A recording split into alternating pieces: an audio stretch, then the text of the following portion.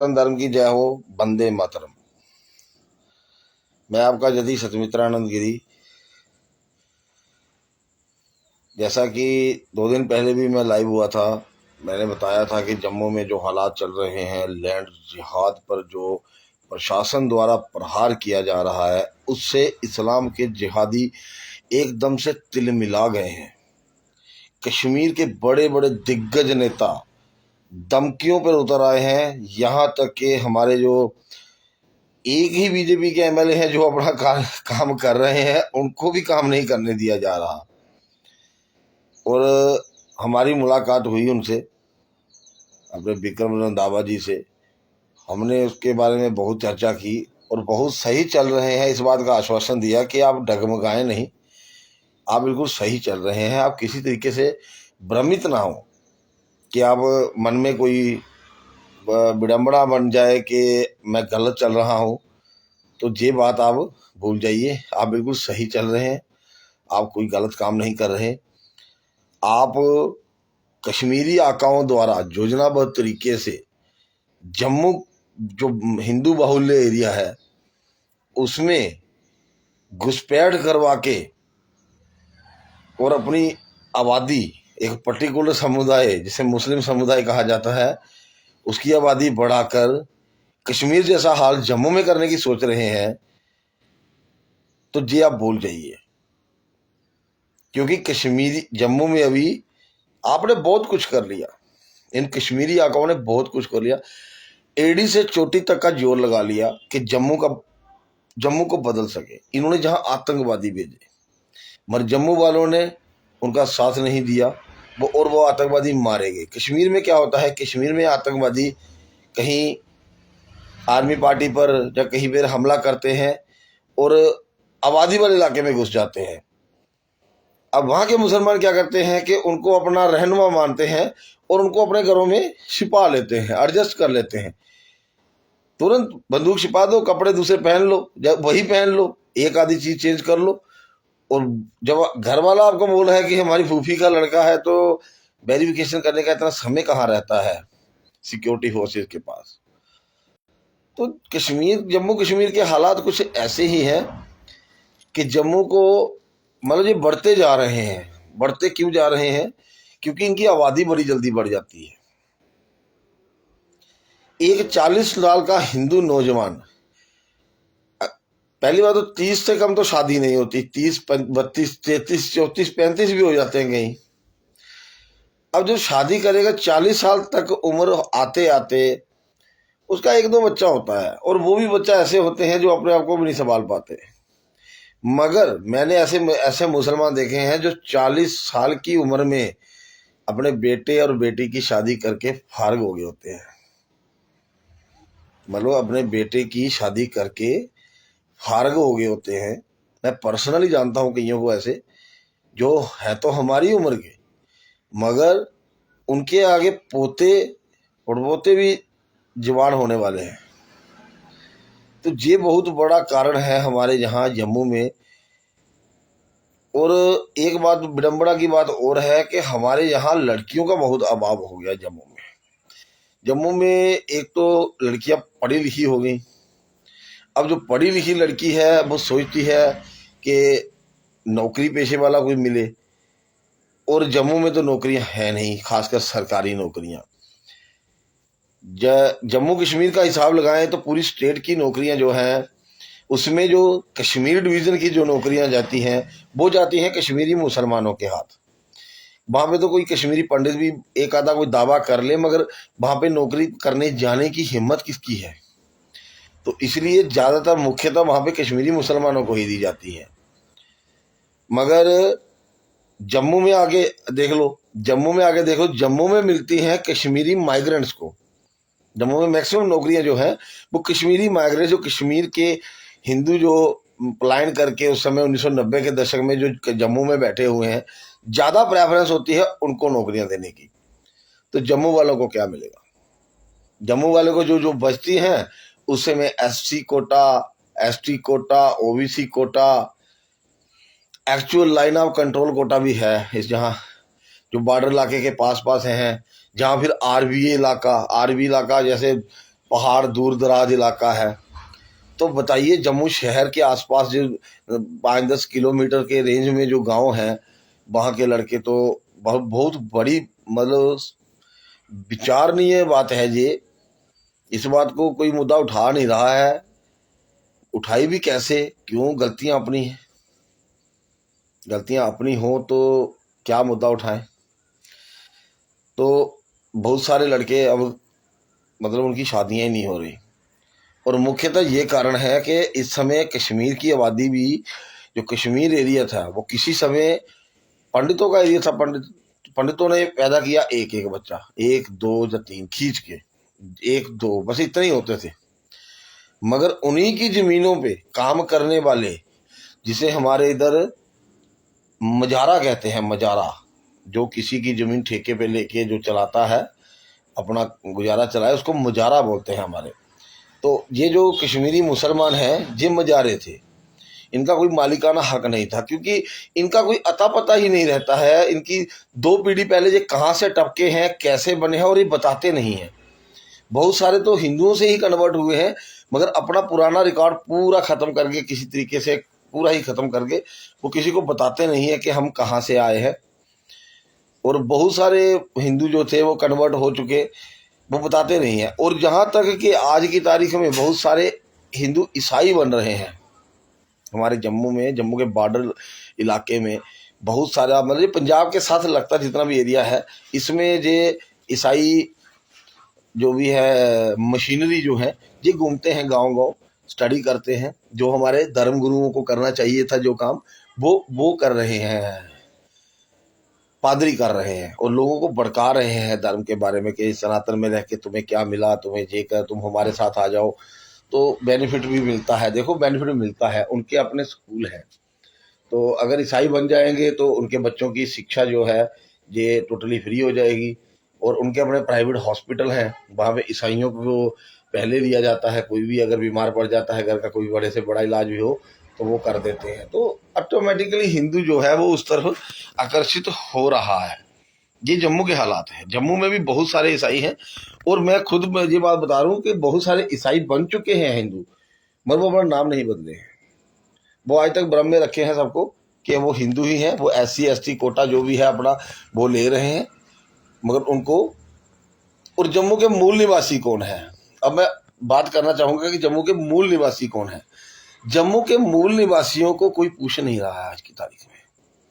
जिस तरह से उत्तराखंड के मूल निवासियों को कोई नहीं पूछ रहा, जैसे 4 धाम की यात्रा चलती है, उत्तराखंड के मूल निवासी को उसमें कोई ज़्यादा बेनिफिट आज की डेट में नहीं हो रहा, क्योंकि बाहर से बहुत सारे पैसे वाले लोग जो हैं वो आके ज़मीनें या किराए पे ले लेते हैं, या खरीद लेते हैं गरीब लोगों से, और आके अपने गढ़ बना लिए हैं। ऐसे ही हालात जम्मू के हैं। जम्मू के 47 से पहले का रिकॉर्ड दिखाओ तो बहुत कम पॉपुलेशन, बहुत कम लोग हैं जो यहाँ के जम्मू के मूल निवासी हैं। मुख्यतः पंजाब से आए हुए, मुख्यतः एक शहर होता था हमारा जम्मू से बॉर्डर के पार ही था, मीरपुर शहर कहते थे उसको। वो पूरा का पूरा शहर डोगरों का था, जो 1947 में पाकिस्तानी आर्मी और हमारे ही अंदर छुपे हुए इस्लाम के कट्टर जिहादियों द्वारा उस शहर का नरसंहार किया गया। उसमें सारे हिंदू मार दिए गए। कोई हिंदू, बहुत कम हिंदू थे जो वहां से जान बचाकर जम्मू तक पहुंच पाए। आज वो जम्मू में है। देखो, जम्मू को इतना बड़ा था नहीं, जम्मू को इतना बड़ा डिस्ट्रिक्ट तो था नहीं। जम्मू बहुत छोटा था। मेरी अपनी उम्र अभी 40-42 साल उम्र हुई है मेरी, तो मैं अपनी उम्र के हिसाब से दिखा रहा हूँ कि 11वीं में मैं जम्मू में सिटी में पढ़ने गया तो जम्मू बहुत कम था, जम्मू इतना बड़ा नहीं था। मतलब एक तक साइड से अगर ले लो, सतवारी से ले लो तो नगरोटा में लगा लो हिसाब 12 किलोमीटर रेडियस, बाकी शहर आसपास था, 12 किलोमीटर रेडियस था। आज वही रेडियस जो है वो बढ़ के 30 से 35-40 किलोमीटर हो गया है, क्योंकि बड़ी ब्राह्मणा से शुरू हो जाता है आजकल जम्मू और जाता है नगरोटा तक। नगरोटा तक अगर लगाना हो तो 40 किलोमीटर बन जाएगा। तो ये बहुत बड़ा हो गया। क्यों बड़ा हो गया? कश्मीरी जम्मू में, लद्दाखी जम्मू में, पाडरी जम्मू में, किश्तवाड़ वाले जम्मू में, भद्रवाह जम्मू में, गूढ़ संगलदान जम्मू में, रियासी आधे से ज़्यादा रहसी जम्मू में बसा हुआ है। राजौरी जम्मू में, पुंछ जम्मू में, मेंढर जम्मू में, पंजाबी जम्मू में, बहुत सारे हिमाचली जम्मू में, दिल्ली के जम्मू में, जिनका 2 पीढ़ी रिकॉर्ड पहले अगर 47 का रिकॉर्ड निकाला जाए तो इनमें से मूल निवासी कोई नहीं है। मूल निवासी हम लोग मूल निवासी हैं वहां के, क्योंकि हम लोग वहां से जम्मू के पास गांव में रहते थे। तो महाराजा उस समय हमारे गांव में एक बहुत बड़ा बाग हुआ करता था, वो जो बाग आज भी है, थोड़े से बचे हुए हैं, ज़्यादा नहीं। तो कहते हैं कि राजा का जब काफिला निकलता था कि प्रजा को गांव गांव जाते थे, वो निकल के जाते थे, काफिला निकल के जाता था और वो उस बाग में रुकते थे। तो लोगों की कोई भी परेशानियां होती थी तो वो वहां जाके राजा को बताते थे और राजा तुरंत वहां पे आदेश दे देते थे, हल हो जाते थे। इतनी अच्छी न्याय व्यवस्था थी हमारी।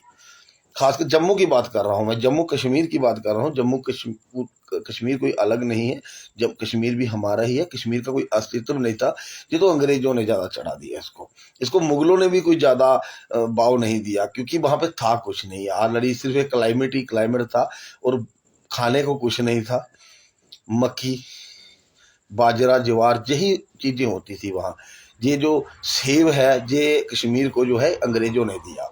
अंग्रेजों ने वहां जाके उसकी वो लगाई। उस समय राजा हरि सिंह का राज था। राजा हरि सिंह के पहले गुलाब सिंह का राज हुआ, गुलाब सिंह के बाद अमर सिंह का हुआ, अमर सिंह के बाद राजा हरि सिंह आए। तो ये उन्होंने जहाँ पे पैदाइश शुरू की सेब की, नहीं तो इनके पास कुछ नहीं था। सेब, एलमंड्स मतलब बादाम, और अपना क्या कहते हैं, जहाँ होता था, जहाँ का मूलधन उसे बट्टा कहते हैं, उसी को अंग्रेजों ने अपग्रेड करके उसका नाशपाती बनाया। जो नाशपाती हम खाते हैं आजकल कहीं भी हो जाता है जी, इसकी मुझे मुख्यतः यहीं से शुरू हुआ। और जहाँ पे एक पेड़ होता है वो भी नाशपाती की तरह ही होता है, मगर वो खाने में बहुत सख्त होता है, बहुत ज्यादा सख्त होता है। उसे बट्टा भी बोलते हैं कई लोग हमारे। और एक और क्या बोलते हैं, नाक बोलते हैं, नाक। तो उसी का जो अपग्रेड वर्जन, उसको थोड़ा मतलब अपनी तकनीक से उन्होंने उसको अपग्रेड करके उसको नाशपाती बनाया और जम्मू कश्मीर में इसको सबसे पहली बार इसको लॉन्च किया, लगाया। शिमला मिर्च शिमला में बनी, वहाँ पे उसका प्रोजेक्ट लगा, वहाँ पे शिमला मिर्च से शिमला मिर्च बन गई, तभी तो आजकल उसको शिमला मिर्च कहते हैं। तो ये बहुत सारी उपलब्धियां हैं, बहुत सारी चीजें ऐसी हैं जो अंग्रेज हमें दे के गए। और अंग्रेजों ने कभी जम्मू कश्मीर पे राज नहीं किया है, क्योंकि राजा गुलाब सिंह के साथ उनकी बात हुई। तो राजा गुलाब सिंह उस समय राजा थे, तो राजा रंजीत सिंह का राज जो था ये पूरा का पूरा अंग्रेजों ने हैंड ओवर कर लिया, क्योंकि राजा ने खुद ही दे दिया उसके बेटे को। पता नहीं क्या संधियां हुई उनकी आपस में, जो भी है, जो पुरानी बातें हैं। तो उस समय जम्मू जो था, उससे पहले जम्मू जो था ये उनके साथ था, पंजाब के साथ था। लाहौर दरबार कहते थे, ये लाहौर दरबार के अंडर आता था। मगर एक छोटी सी बात पे, मतलब हमारे एक डोगरा योद्धा हुए मियाँ दिद्दो, तो एक बाज को लेकर, एक बाज था, सफेद रंग का बाज इनके पास था कहीं, मियाँ दिद्दो के पास। तो वैसा ही एक बाज जो था वो राजा रंजीत सिंह के पास था। अब किसी ने जाके वहां पे चुगली कर दी कि राजा जी जैसा बाज आपके पास है ऐसा तो जम्मू के मियाँ दिद्दो के पास भी है। अब उसको आगे वो श्रेष्ठता की भूख, भाई ये बाज दुनिया में, बाज सफेद बहुत कम होते हैं, बहुत कम सफेद बाज दुनिया में पाए जाते हैं। तो उन्होंने उसको बोल दिया कि भाई एक तो होता है ना तरीके से, भैया जो बाज है राजा ने मंगवाया है। अब आपको पता है सरदारों का तो आपको पता ही है, हर चीज उन्होंने गाली गलोच और उल्टा सीधा करना। अब कोई बर्दाश्त करता है, कोई नहीं करता है। हम डोगरे हैं, हमने बर्दाश्त नहीं किया, मियाँ दिद्दो ने बर्दाश्त नहीं किया, ठीक है। मियाँ दिद्दो ने उस समय उसका बगावत कर दी, तभी तो हमको बागी डोगरे कहा जाता है। बागी पंजाबी लोग हमें बागी कहते हैं कि ये डोगरे हैं, ये हमारी सत्ता के बागी हैं। तो उस समय फिर हमने अपना जो है उनके साथ युद्ध हुआ। चलो उनको जिस तरीके से भी उन्होंने राजा रंजीत सिंह ने मरवा दिया मियाँ दिद्दो को, और उसके बाद राजा गुलाब सिंह का राज तिलक हो गया। तो राज तिलक किया तो स्टेट जो थी वो गुलाब सिंह के पास आ गई। तब अंग्रेज आए, जहाँ अंग्रेज आए हम इसको कैप्चर करना चाहते हैं। तब राजा गुलाब सिंह ने बोला भाई यहाँ पे तो तुम अगर पैसा कमाने के, देखो अंग्रेजों का सीधा कंसेप्ट था पैसा कमाना, जो आज की सरकार का भी है। आज की सरकार बिल्कुल अंग्रेजों की तरह सोचती है। क्यों संविधान जो है वो अंग्रेजों का है। संविधान अगर भारत का होता तो ये बातें नहीं होती। सिर्फ चूसने की बात नहीं करती, जनता को चूस लो बस। देख ली, मैं सही बता रहा हूँ, अंग्रेजों ने शराब शुरू की, क्यों शराब की? शराब के फायदे लिए उन्होंने, शराब के बहुत फायदे हुए उनको। शराब पिला के किसी की ज़मीन ले लेना, शराब पिला पिला के उसको कर्जे के डोल में डालना, फिर वो खुद ही अपनी ज़मीन बेच दे। तो मेन चीज़ थी ज़मीन जायदाद। मेन उनका था कि देश को लूटना और किसी तरीके से इसको देश को रेवेन्यू जनरेट करना, कि कैसे कैसे जो आज के डिपार्टमेंट्स कर रहे हैं, जितने भी डिपार्टमेंट्स हैं ये रेवेन्यू के पीछे लगे हैं। हर चीज़ का अपना अपना रेवेन्यू है, वो कुछ ना कुछ रेवेन्यू जनता से वसूल रहे हैं और ट्रेजरी में जमा होता है, वहीं से सरकार का पैसा जो भी है वो सारा आगे पीछे डेवलपमेंट काम में वो लगता है। तो ये एक पूरी प्रक्रिया है। क्यों? और अंग्रेजों ने इसको उस समय राजा को बोला कि राजा, उन्होंने सोचा कि इतना इन्वेस्ट करके हमें यहाँ मिलेगा क्या, क्योंकि अंग्रेज सारे घूम के गए। ये बियाबान पहाड़ थे, कच्चे पहाड़, उस समय सड़कें भी नहीं थी, बुरा हाल था घोड़ों पे चलना। तो उन्होंने सोचा यार कहाँ हम माथा मारते रहेंगे, अगर हमें पहाड़ ही चाहिए तो हमें हिमाचल तो ऑलरेडी आ चुका है हमारे पास, जो राजा रणजीत सिंह ने मतलब हैंड ओवर कर दिया था, तो हमें क्या लेना देना। फिर भी उन्होंने हमारे राजाओं के साथ दोस्ती रखी, हमें बहुत कुछ दिया, हमें ट्रेन दे दी उन्होंने। लाहौर से ट्रेन आती थी उस वक्त सीधी जम्मू तवी स्टेशन बना था तवी के किनारे, तो वहाँ से ट्रेन आती थी। जो 1947 के बाद वो वाला रूट बंद हो गया, तो ये पठानकोट वाला रूट बाद में बनाया गया, जो 1975 में जहाँ पे जम्मू में पुनः रेल जो पहुंची है। आज भी वहाँ पे जो पाकिस्तान का रास्ता जो पाकिस्तान की तरफ जाता है सियालकोट से होते हुए लाहौर, वहाँ रेल की पटरी के अवशेष जो हैं वो अभी भी वहाँ पे देखे जा सकते हैं। RS पुरा पड़ता है, रणवीर सिंह पुरा पड़ता है, वहाँ के जो स्टेशन है वो आज भी वहाँ पे वो पटरियाँ चेंज करने वाले वो सिस्टम सारे वो वैसे के वैसे ही लगे हैं। अब उसको बिल्डिंग को दोबारा से निर्माण किया जा रहा है ताकि पर्यटक वहाँ से थोड़ा आ सके, क्योंकि उसके आगे बॉर्डर पड़ता है। जिस तरह से बाघा बॉर्डर है जहाँ पे BSF का कैंप है, परेड वगैरह होती है, वैसे ही जहाँ पे भी सफेदगढ़ में भी परेड वगैरह होती है। और थोड़ा टूरिस्ट को एक अट्रैक्शन के सेंटर बनाने के लिए उन्होंने वो RS पुरा वाला जो रेलवे स्टेशन है उसका भी जीर्णोद्धार कर रहे हैं, दोबारा उसको बना रहे हैं। तो जम्मू को समझना हमारा बहुत मुश्किल है, जम्मू कश्मीर की राजनीति को समझना बहुत ही ज़्यादा मुश्किल है। इसमें जो पढ़ता है वो जिंदा नहीं रहता, जहाँ जिंदा नहीं रहता जहाँ जेल की सलाखों के पीछे होता है, क्योंकि यहाँ कथनी और करनी में बहुत फर्क है। यहाँ के हिंदू भी ऊपर से हिंदू लगते हैं मगर अंदर से वो यहाँ तो जिहादी बन गए हैं, यहाँ तो ईसाई बन चुके हैं। क्योंकि यहाँ पे सबसे ज़्यादा नाश किया है डेरे वाले बाबाओं ने, जैसे राधा स्वामी, निरंकारी, साहिब बंदगी, इन्होंने तो सत्यानाश करके दे दिया है। जितनी भी स्टूल कास्ट जाते थे, जितने भी स्टूल कास्ट लोग थे वो सब अपने साथ लगा लिए उन्होंने। आज ब्राह्मण और क्षत्रिय जो हैं वो आज भी सनातनी हैं। मतलब अगर जम्मू का आज देखा जाए कि सनातनी जम्मू में कौन है, तो मुझे ये बात कहने में बिल्कुल संकोच नहीं होगा कि ब्राह्मण और क्षत्रिय ये आज भी सनातनी हैं, कि आज भी सनातन को मानते हैं, वेदों पे विश्वास रखते हैं और कर्मकांड पे पूरा विश्वास रखते हैं और कर्मकांड करते रहते हैं। मगर मुझे बड़ी शर्म के साथ मुझे ये कहना पड़ रहा है कि हमारे जम्मू कश्मीर में जितने भी दलित लोग रहते हैं वो सिर्फ और सिर्फ आरक्षण पाने तक ये SC ST हैं।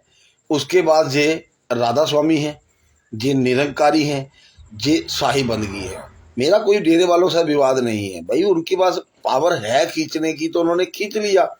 हमारे सनातन धर्म में इतना दम नहीं था, जहाँ हमारे धर्म गुरु जितने भी जम्मू में हैं इनसे इतना दम नहीं था जो समाज को मतलब एक टूटे हुए समाज को मतलब जोड़ सके। हो सकता है लोगों की वहाँ पे जाके समस्याओं का निवारण हो जाता है, तभी तो लोग इतने वहाँ जाते हैं, मगर है तो समाज से उलट ही ना। और अगर अपने आप को, और जहाँ बहुत सारे ऐसे हैं, मैं बिल्कुल संकोच नहीं करूँगा ये कहने के लिए कि जहाँ पे कई ऐसे स्टूल कास्ट वगैरह हिंदू मिल जाएंगे आपको जो खुद कहेंगे कि हम हिंदू हैं ही नहीं, रियल बता रहा हूँ आपको। और पीर मजारों को बहुत मानते हैं, बहुत ही ज़्यादा मानते हैं। वो क्यों मानते हैं उसका भी कारण बताता हूँ। उसका कारण ये था कि हमारे मठ मंदिर जो थे ये एक योजना बनाने के केंद्र थे। यहाँ पे लोग आके जुड़ते थे, आके कोई आगे की योजना, गांव के भले की, कोई देश के भले की, कोई भी बात होती थी वहाँ होती थी। तो जो मुगल काल की बात करें, मुगल काल में क्या किया, मुगल काल में जिन्होंने बड़े बड़े जो इनके जो राजा महाराजा हुआ करते थे, इनको ये शक रहता था कि यार हिंदू पता नहीं मंदिरों में हमारे खिलाफ कोई षड्यंत्र ना रचे। इसलिए उन्होंने क्या किया, एक एक अपना फौज का सिपाही जो था उसको एक फकीर का चोला पहना के उन मंदिरों में ड्यूटी लगा दी कि तेरा काम है उस मंदिर के बाहर बैठना। जिस तरह से ये जहाँ ही नहीं हुआ, ये बाहर भी हुआ है। जैसे रसखान है, वृंदावन का रसखान जिसे बोलते हैं, वो भी तो चौखट पे ही मर गया। उसका काम उसको काम दिया गया था किसी तरीके से तू अंदर पहुंच जा, मंदिर के तू अंदर पहुंच गया तो हम गोस्वामियों को या पंडितों को बोल देंगे, करार कर देंगे कि हाँ भाई मुसलमान जो है मंदिर में घुस गया भाई तुम्हारे, फिर बाकी मुसलमानों का भी रास्ता खुल जाएगा। तो उस तरीके से यहाँ योजना चली थी। अब वो फकीर था, वो था तो वो सरकार का सिपाही, मगर वो बताता नहीं था ना किसी को, वो मंदिर के बाहर पड़ा रहता था। तो मंदिर के पार कहीं तो मंदिरों के अंदर ही रहते थे, उधर एक साइड पे उनको कमरा दिया जाता, वो पूरी निगरानी रखते थे कौन मंदिर में आ रहा है कौन जा रहा है, उसकी पल पल की जानकारी जो है वो अपने जिला इलाही को दे देते। तो ये चीज थी। अब जब मरने के बाद जब वो मर गया वहां, तो वहां के राजा के ही सिपाही आके उसकी कब्र बना के चले जाते थे मंदिर में, जोर से जबरदस्ती से। तो ये पीर की मजारे जो हैं ये वो हैं। बाकी तो बहुत सारे लोगों ने यहाँ पे धंधा बनाया हुआ है, धंधा। इन्होंने एक मंत्र सीख लिया, मंत्र यहाँ का ही हमारा ही मंत्र है वो, ठीक है। वो बंगाली काले जादू का थोड़ा सा एक दो कलम है उसकी, ठीक है, जो बचाइए, जो अरबी में कन्वर्ट हो गया, क्योंकि अंग्रेजों के डर से हिंदुओं ने सीखना बंद कर दिया। क्योंकि अंग्रेज डायन करार देते थे, जिंदा जला देते थे, जिसके पास काला जादू होता था, जब कोई सीखने की कोशिश करता था उसको जला देते थे। अब हिंदुओं ने वो सीखना बंद कर दिया, मुसलमानों ने ये पकड़ लिया। मुसलमान तो खिलाफत है, वो तो हर बंदे का खिलाफ करेगा। वो दो मुसलमान हो दुनिया में, जब सब मर जाएंगे दो मुसलमान रहेंगे, वो एक दूसरे की खिलाफत करेंगे। फिर जब अकेला रह जाएगा वो अपने आप की ही खिलाफत करेगा। मतलब तो ये चीज है, उन्होंने सीखा, उन्होंने ये इसको पूरा का पूरा कन्वर्ट कर लिया अरबी में, ताकि कोई पढ़ ना पाए, क्या किया है उसका इलाज ना कर पाए। मगर कई ऐसे विद्याएं थी जो लुप्त हो गई, जो हम अभी खुरेद खुरेद के निकाल रहे हैं। जिसमें एक सबसे बड़ी शक्ति है, आदि शक्ति हमारे पास, माँ वाराही, जिसके बारे में पता ही किसी को नहीं है। किसी हिंदू को पूछ लो पता ही नहीं है उसको कि माँ वाराही भी पूजनीय है, उनका भी शक्ति स्वरूप है, उनका भी अनुष्ठान होता है। बहुत सारी आसुरी शक्तियां जो है वो उनको खत्म करने में सक्षम है।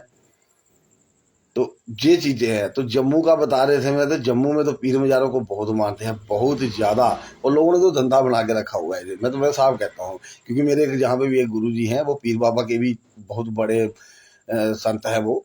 तो उनके मुंह से खुद सुन चुका हूँ। उनका खुद एक्सीडेंट हुआ था, तो किसी पीर ने नहीं बचाया, बाद में महादेव की शरण में गए, तो चलो धीरे धीरे वो रिकवर हो गए। तो ये चीज है। तो पीरों मजारों को बहुत मानते हैं। हमारे पास क्या नहीं है बताइए, हमारे सनातनियों के पास क्या नहीं है? हमारे पास 52 शक्तिपीठ है, 52 शक्ति, 4 धाम है, 4 शंकराचार्य मठ हैं, इतनी सारी देवी रूपी नदियां हैं हमारे पास, हैं इतने लाखों की संख्या में मठ मंदिर हैं हमारे पास। मगर फिर भी हमें मजार पसंद आ रही है। तो इसके पीछे कारण ये है कि हिंदुओं का अपने भगवान पर से विश्वास खत्म हो गया। क्योंकि हिंदुओं को आदत लगी हुई है हर 10-20 साल के बाद नया भगवान प्रकट हो जाए इनके सामने, तो इनकी आस्था बरकरार रहे। जैसे 70-80 के दशक में एक फिल्म आई, जय संतोषी माँ। लोगों ने मारा संतोषी माँ, भाई वो फिल्म थी, वो डायरेक्टर था, उसकी प्रोड्यूसर था, उसकी बेटी का नाम संतोषी था, उसकी डेथ हो गई। तो वो बहुत मतलब उसी के नाम पे एक फिल्म बनाई कि संतोषी माँ का नाम दिया उसको, उसकी आरती बनाई। आरती नहीं थी, वो गाना था, वो पिक्चर में एक गाना था, उस गाने को आरती बना ली गई और उसकी निरंतर पूजा हो रही है। ना उनका कोई शक्तिपीठ है। अरे 52 शक्तिपीठ और हैं, उनमें से किसी को पूज लो। मगर नहीं जी, संतोषी माता को। अच्छा, संतोषी माता का ट्रेंड थोड़ा सा खत्म हुआ तो साईं बाबा प्रकट हो गए। अरे साईं बाबा के जगह जगह मंदिर बनना शुरू, हर जगह साईं है, साइया मेरे पता नहीं क्या क्या यार, क्या साइया। और वो जो साईं था उसका इतिहास अगर खंगालो तो वो पिंडारी मुसलमान था। पिंडारी मुसलमान होते खाना बदोश मुसलमान, जो लूटपाट करते हैं जाके, हैं, वो पिंडारी मुसलमान था। हिंदू मेजॉरिटी एरिया में रहता था और यहाँ की खबरें जो थी बताता था मुगलों को। क्यों डर था ना उनको डर ये था कि ये हमारी कोई षड्यंत्र तो नहीं रच रहे हमारे साथ। अच्छा, उसके बाद तो साई खत्म हुए, अब तो चलो बरबरी की तरफ है खाटू श्याम जी। अब खाटू श्याम से भी थोड़े से लोग उग चुके हैं, क्योंकि कल एक घटना हो गई कि वहाँ के जो मुख्य जो प्रबंधक जो पुजारी हैं वो फॉर्च्यूनर गाड़ी से जा रहे थे तो 5 बंदों को कुचल दिया। अब जब लोगों ने देखा तो गाड़ी के अंदर शराब की बोतलें लगी। अब वो भी ट्रेंड थोड़ा थोड़ा थोड़ा थोड़ा करके खत्म होता जाएगा। मतलब ये एक ट्रेंडिंग में चलता है, हमारे हिंदुओं का ना ट्रेंडिंग में चलता है, क्योंकि इनको पता ही नहीं है कि देवी देव धर्म के बारे में बिल्कुल नहीं पता है हिंदू को। सच बता रहा हूँ, रियल बता रहा हूँ। मैंने देश भर का भ्रमण कर लिया, मैंने देख लिया सिस्टम, और पता भी नहीं है और कुछ जानने की जिज्ञासा भी नहीं है।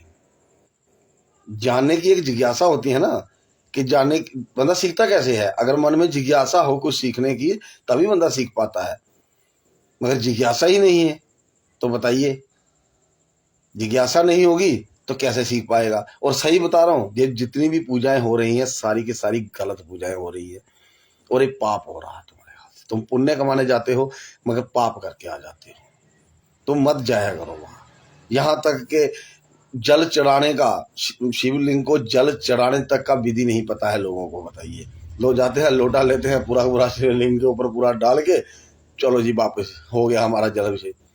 उसमें भी एक अधिकार पहले गणेश जी को देना, फिर मैया जी को, फिर कार्तिक के, फिर उसके बाद जो है वो शिवलिंग को चलाना होता है। और औरतों साइड से चलाते हैं, शिवलिंग के ऊपर नहीं चलाती। बड़ी बड़ी मर्यादाएं हैं, अलग अलग राज्यों में भी अलग अलग मर्यादा है, अलग अलग। बस सनातन धर्म एक विशाल है। यहाँ दुनिया में जहाँ आप पत्थर भी उठाओगे नीचे सनातन मिलेगा आपको। ये बाकी वाले तो एक कहते हैं ना, सत्य को प्रमाण की आवश्यकता नहीं, और जो झूठा है वो प्रमाण साथ ले लेके घूमता है।